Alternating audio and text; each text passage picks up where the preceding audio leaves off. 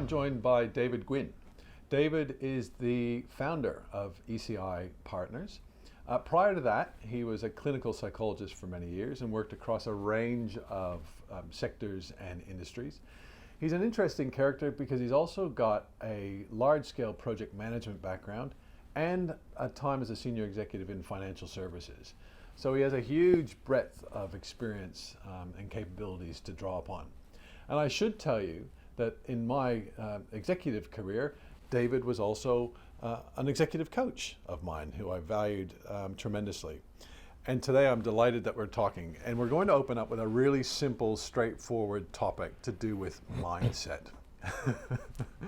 So I know this can go in 1,000 different directions, and we could probably spend years exploring this, but it's foundational, isn't it, in all of us? It is indeed. This mindset, and particularly as busy executives, managers, and leaders of organizations, it's kind of central to how we operate and how correspondingly the organization around us also functions.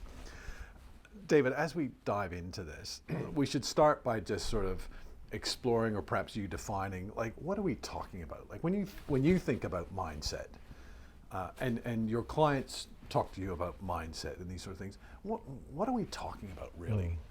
We're talking about a very complex subject. First up, Chris, as you said, we could go in 1,000 directions.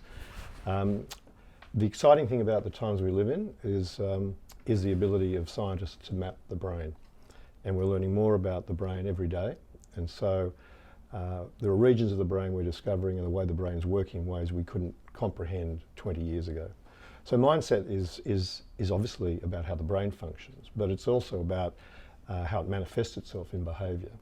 It's influenced by all sorts of things. Personality is one that is the lens that often people use, but equally values, our attitudes. And we know attitudes shift and change as times come and go and our life stages change. So mindset is this very complex interplay of some very big ideas, but as you said, fundamental and foundational ideas. But we're learning about the way the brain works in ways that we didn't understand, so that how we show up is just this sort of manifestation of complexity. But of course, it's also something that we can work with. We can understand how our minds are working. We can understand the thoughts and feelings that are driving us, and we can change some of those things. There are some things that people come hardwired with, and we can use the lens of optimism or pessimism, for example. People can talk about positive mindsets or negative mindsets. I kind of rather think about these things as what's going to be effective for us to achieve the objectives and goals that we have in life, which also change. We can make decisions about new goals every day. So this mindset idea is all of that and probably a lot more than we could explore today. But that gives some idea of the complexity. Clearly culture influences the way we think about ourselves and those around us. So there are many big ideas that come to bear upon this thing called mindset. Okay, and it's constantly changing as well. I mean, some aspects are hard-coded, hardwired, and more permanent, and then others are more transient. Exactly. Okay. So yeah, personality is regarded as a relatively unchanging feature of us people. But even there, personalities can change as well, subject to certain conditions. But yeah, you're right. It can be, parts of it are more, I guess the word hardwired, but there's a lot that we can adapt and change in ourselves if we choose to do so. Okay, so let's think about the people that we bump into every day. So they're senior people, they're executives, leaders, CEOs, whatever, of organizations or teams or what have you. There's 1,000 things going on in their lives and in their work context and so on.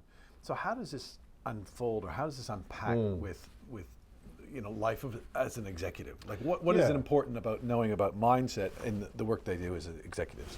Well, that is the lens I bring, because that's what I do every day. I work with executives, as you know. And so the lens is all about what is the world of the executive and how does this concept actually aid them in any way, shape or form. And so I think that the way, the language I like to use, and I think the other coaches use with us here, is how do you show up? Right? We talk to you about leadership, or we talk to you about your culture in the organisation. We talk about organisational performance. But all of those things are the results of how leaders show up and what they do. And so what we do as coaches is work with our clients to get them to think about, okay, what is influencing how I show up? Could be a bad night's sleep. Could be COVID. because that's really affected a lot of us the last few years, okay, and how we've responded to that. So all of these things are questions that an executive needs to ask themselves about what is driving how I show up, and what are those drivers? Are they working for me, with me, or in some cases are they impeding me being as effective as I want to be? And so once you've got those questions clearly in front of you, you can do the work to understand them, get the answers to them, and then the real work begins, which is, okay, I want to make some changes to how I think about things, and therefore how I behave with respect to certain things. Okay, so can we then dive into this idea about the bits that are hard-coded or permanent and more transient, if you will? Like the way I understand it, was taught to me, was around about half of how we show up. I like that expression. About half of how we show up is pretty hard-coded as we pop out of the womb, you know, through our DNA. About half, I think, was the way I understood it. But then about the remaining half is influenced by the environment that I'm in, and also the way I develop, you know, which is ongoing, right? So, and I notice that even with my relationship with my wife, she's just naturally more hard-coded and positive and optimistic than I am by nature. So how does that sort of translate to the life of the executive? This idea about some of it being sort of more fixed and some of it being more malleable, if you will. I mean, what's your advice on that? Well, I probably wouldn't support the idea of it being 50% hardwired. Okay. I'd probably be less percentage-wise. Okay. What do you think it is? I think it's probably around 25 to 35%. Is fixed. Is relatively enduring. Yeah. Is that right? Yeah. Okay. I think it's as low as that. Okay. And the things that are in that bucket, if you will, well, that segment is really personality, okay, and deep-seated beliefs and values, very strong cultural influences that we carry with us, okay. So I think they're the things that are relatively entrenched, if you want to use that language. Yep. Although, look, human behaviour is so malleable. We are so adaptive as a species that we see amazing things being achieved by people who we might think, how could they possibly achieve it, okay. Lots of life lessons. It takes huge energy, though, to change it, particularly as we get older, right? It just gets harder and harder. Yeah. Look, I had a life lesson as a young psychologist that stayed with me for now many decades, which was about a young boy who came to me with a very severe intellectual impediment, and he just wanted to get a job. And this sort of 15-year-old boy wanted to get a job, and he had nothing because he was bored and had nothing to do. His mother was pulling her hair out, and I assessed this boy, and his intellect was very low, right? And he had a very low reading age, and wasn't any good with numbers, and amazing motivation, amazing drive. And he was going into what back then was an employment centre, and was driving them crazy. And they said, "Can you help?" And I really didn't think I could. Okay, and there was very limited facilities in the part of Sydney that I was working in for these sort of people, and so now I felt stumped. But then he sort of vanished. We didn't see him. We're thinking, what's happened? What's going on? And I sort of did some research and went out to find out what had happened to this boy. Contacted his mother, and he had a job. He had a job selling newspapers when this is a boy who couldn't read the newspaper, couldn't count the money, wouldn't know if he got the right change. But he'd driven this local newsagent crazy with persisting every day, coming in, have you got a job for me? I think he did to all the shops in this main street of Liverpool at the time.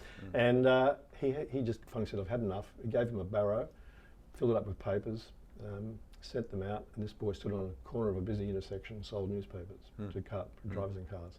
He was happy, and probably made a lot more in tips than he got paid in wages, actually. So it was a great life lesson about, here's this person who, in my view, probably couldn't achieve certain things in life, and yet through his drive and determination did. So his mindset, if we come back to the topic, was, I've got to get a job. I want a job and I will get a job. And he overcame very large odds to be successful. So it was a great lesson as a young psychologist. So is this a case then, if I'm a busy executive, under pressure with lots of demands and stresses in my life, of just really being aware, firstly, just really tuning into what is my mindset at this moment, or today, or before this meet? I mean, Yes, look, self-reflection is a powerful tool, and so being aware is the first step. And as you know, we often encourage our clients to do a self-reflection exercise, whether it's daily or weekly, but on a frequent basis to think about, at the end of the day, did I achieve what I wanted to achieve today? And if I did, how did I do it? If I didn't, what was it that got in the way? And usually it's a mixed bag of success and otherwise. And do some self-reflection, keep a journal, write down what is it about today that was a better day than yesterday, or not as good a day as yesterday, and therefore what was my mindset, and what was the behaviours that showed up, and equally do that for those around you. These are the leaders of teams, so their team members also have the same challenges, right? They're senior executives as well. So as the leader, you need to be mindful of others and think about how they're showing up and helping them do these sort of self-awareness, self-reflection sort of exercises. But you're right, awareness, it starts with awareness. And from that, you then think about, well, what are the goals that I have, the objectives that I have, and how will my mindset help me? And do I need to do some work on it to make it help me some more? So this sounds like what you're saying is we, the royal we here, need to have a habit to sort of regularly self-reflect and just kind of tune into and be aware of the mindset, if you will. Actually, yes. So then how do we, so let's assume that I've got this habit and I'm pretty tuned in and aware, and I'm sort of able to then regulate or change the way I need to be in a particular environment. How do I then do that at scale with my team or the organization, for that matter? I mean, how do we get that sort of mindset and help a much wider group of people sort of be aware like this, the way you're talking? So it's easy when you're an individual contributor. You think about being a professional and you just have to do your job, right? Yeah. Whether it be a lawyer, an accountant, whatever it happens to be. Because your self-reflection is about your own performance, okay? But you're right, the complexity sort of multiplies exponentially as you're a leader of others, and then as you're a leader of organisations. Because the task is to do exactly that, to not only think about yourself, but to think about that team or those others. And if it's the whole organisation, then yes, you've got that as well. But the scalability is in the discipline, if you will, habit is a good way of putting it, of having that self-reflection for yourself and then helping your team members develop the same thing. And if you think about effective teams, they often take stock, right? How are we going as a team? So that's the team exercise of reflecting about. Where the team actually stops and has that conversation, do they? Absolutely. Yep. Stops, and it's just almost a stock take, if you will, of saying, okay, are we working the way we want to work? Are we having the right conversations? Are we all showing up and contributing? As you know, one of my pet hates is people who turn up in meetings and don't contribute. I'm thinking, well, why are they here? So I think it's as you say, it's about that leverage that the senior leader has, right, CEO, MD, to build this habit in the organisation of awareness, growing awareness, and then growing open conversations, honest feedback conversations around what can we do better. What is working well, celebrate that, right, promote that, but also what isn't so working well. And there's many challenges, and I think COVID was an interesting lesson where we had something new enter into our mindset deliberations on a daily basis. And it required that same process of how is this impacting us? Do the old rules work? So one of the things we learned, I think, as coaches, that the explicitness around the rules of engagement, if I can use that term, for team conversations, no longer applied. People weren't in the room. Some still aren't. And many still aren't. And we've now got this concept of hybrid working, where some people are in the room and some are online. Yeah. Okay, and some are online with video and some are online without. So the challenge for us as humans is to go from a preferred way and a comfortable way we all got of working, which is, let's get together and sort of work it out, to suddenly, I can't actually see what they're doing. All I'm seeing is a face. Well, I'm sometimes not even seeing that. So I'm not getting all those other cues that we just took for granted around body language, intonation, whether the feet were shuffling, whether people were tapping on the desk, all these little clues that signal to us that something else is going on in their mind. So at that stage, that's a really interesting point you raise, because, and thinking about maybe the possible link to mindset, but at that stage where we're not seeing people or in the way that you've just described, probably what's happening is we're now making a whole bunch of assumptions, right and wrong, about what's actually going on. Yeah. Is that Yeah, fair? look, I think what you've nailed here is that mindset has these, if you will, unconscious pieces. And for a lot of us who worked in teams a lot, we became quite unconscious about the rules we applied. We just applied them. We didn't think about them. And there's that great book, Thinking Fast, Thinking Slow, Think Fast and Slow. And it talks about this stuff really well. And so these rules make life easy because we just kind of go into automatic. Yep. But that's the unconscious, and you're right, we made assumptions that those rules still applied. And suddenly our awareness was, actually they're not. And it was a really uncomfortable piece for a lot of us. Okay. Yeah. Like, well, what are the rules now? And how do we engage? And I had questions asked to me early on in COVID. How do I work on culture? How do I work on trust when I'm not in the room? Great questions, because we didn't have good answers. Because our science and our evidence around us showed us that being in the room together, breaking bread, having coffee, whatever, they were good ways to build rapport and then lay the foundations for trust building. So I think we're still working a lot of that out. And there's some, as you say, who don't want to come back to work. So their mindset is, it's not Don't safe. want to come back to the workplace. Sorry, back to the workplace. Good clarification. They don't want to come back into the city or back to the office. Yeah. Could be a safety concern. So their mindset is influenced by, I don't want to get this bug, okay, or any other bug perhaps. Because some people's mindset is, I don't want to infect others if they think they've got it. Yeah. Okay. Yeah. And we're seeing mixed approaches to that as well. Well, and genuine fear as well. I mean, you know, we don't know what's going on in people's private lives sometimes, and health histories and whatever. And, you know, this is I think a new chapter that we've stepped into. I mean, we never went to work previously and were fearful for ourselves or our families as we rocked up to work. No, I was thinking on the train today coming in, not hearing any coughing, didn't hear any sneezing, and yet go back a few years, it was very common. So here's an example of how some event, in this case happens to be a bacteria, a virus, sorry, has influenced our mindsets in a very, very powerful and impactful way. And completely unplanned as well. Completely unplanned. And none of us had a good guidebook for it. So mindset is, as you said earlier on, dynamic. It's shifting.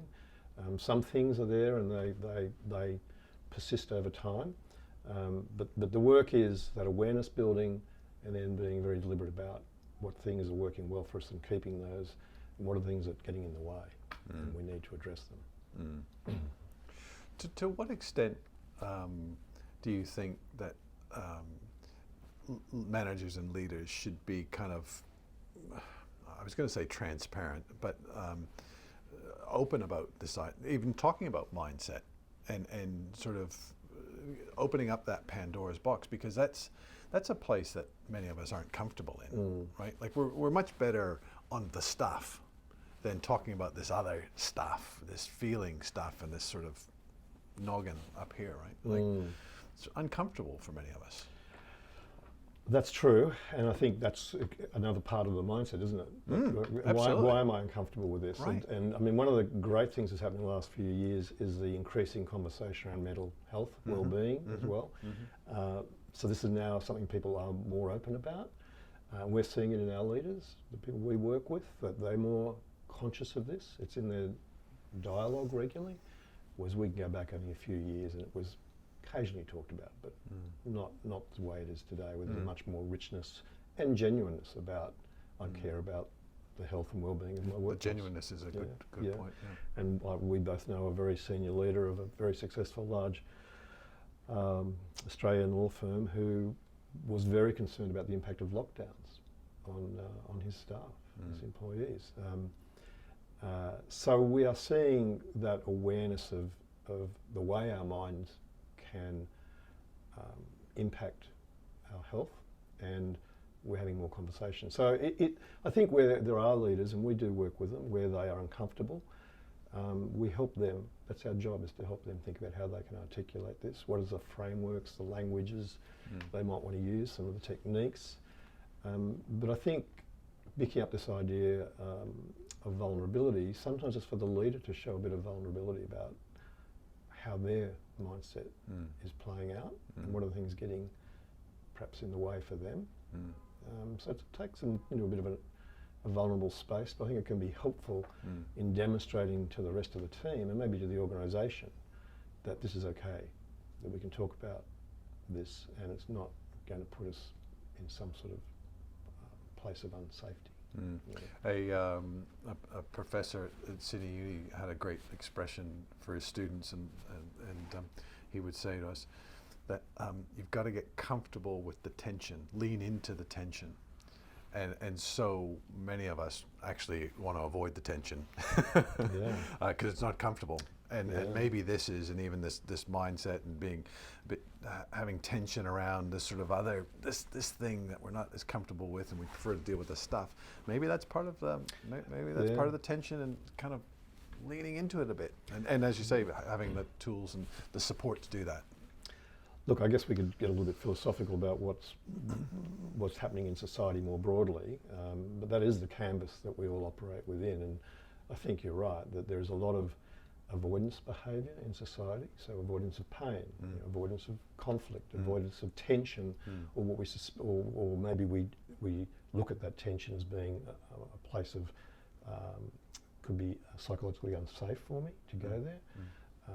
I might not know the right words to use. I might open up something that I don't know what to do with. Yeah, there's a lot of fear and anxiety behind that. Yeah, so, but again, if that's what it is our minds are telling us, knowing that, being aware of that, allows you, as you say, to lean into it and to go, okay, well, if that's getting in the way of the life I want to live, then maybe it's time I address it. Well, and equally, that could be completely reframed. It's actually the opportunity for growth and development and learning and progress and whatever. Agreed, but some of those things need enablers around them, and you know, we know that in some organisations those enablers are hard to come by. But nevertheless, the tools for assisting our awareness and our knowledge are there. They're relatively available. Lots of good opportunities for leaders to work in this space, including engaging ECI, and I'm sure there's others. So I think that there is something available. I wouldn't sit back and say, look, it is too hard for some. There are groups out there that's just too hard for them. I don't think that's right. But I think that you've hit on it, that there has to be this sort of acknowledgement that this requires something from me, and that's effort. Okay, I call it the work, but it's effort. Right? And if someone's in a pretty dark space where finding energy is difficult for them, then I can understand that. And I had a call this morning from a managing director. You probably had them recently. People are tired. People are burning out. This has been a tough few years. So I get that. I get that finding the energy to face into something that you prefer not to is probably challenging. But if it's that important, then I think your choices are get the help. It's work that needs to be done. It's work that needs to be done. At the individual and also at the collective level. Right. Yes. Right. Agreed. Okay. Yeah. So listen, we've touched and skated across a number of different ideas here, thinking about the life of a busy executive, and as I said, all the demands and stresses that we have. So what are the sort of three big takeaways that you'd like people to take away from this conversation today, David? Self-reflection, that awareness piece. Right? Really spend the time to think about these things and to think about what you value. So that the values drive us towards our goals. And so what you value, what are the goals you have, that's part of that awareness piece. And then if you're getting there and it's a good journey, great, like well done, keep going. If it's not quite getting there, or it's not getting there at all, then think about how you're going to do that work. How you're going to find the energy to put in the effort. Then what are the enablers, the coaches or the trainers or the facilitators that can help you get there. There's a lot of material, but even digesting that and understanding which is the most important pieces for you right now is always a challenge. So the context is part of that awareness piece. No executive has the same context as the next executive. So being aware of what's important, what's doable in your environment, which may not be doable in others, And then I think that then you just got to make the commitment and get on with it. Great. I feel like we could talk about this for literally hours or days or ages, you know. Wise as always. Thank you for your insights today. You're very welcome. And I appreciate your thoughts, and I'm sure lots of people will enjoy Well, this I hope conversation. that the people who watch this get something that they can take away from it. Terrific. Thank you, David. Thanks a lot, Chris. Good.